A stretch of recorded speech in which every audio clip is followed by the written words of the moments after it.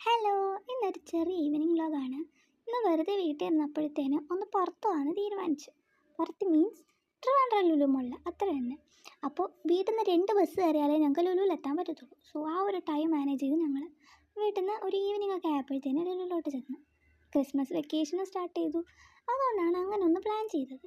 So ലുലുവിൽ പോയി സാധാരണ പോലെ ഒന്ന് ജസ്റ്റ് കയറി ഒന്ന് കറങ്ങി ഗൈസ്. ആദ്യം ഞങ്ങളൊന്ന് കറങ്ങി, പിന്നെ ഹൈപ്പറിൽ പോയി ഫുഡ് കാര്യങ്ങളൊക്കെ മേടിച്ച് ഒന്ന് മുകളിലോട്ട് ചെന്നപ്പോഴത്തേനും നല്ല രീതിയിൽ തിരക്കുണ്ടായിരുന്നു. പിന്നെ ഇരിക്കാനായിട്ട് നോക്കിയപ്പം ചെയറൊന്നും അവൈലബിൾ അല്ലായിരുന്നു.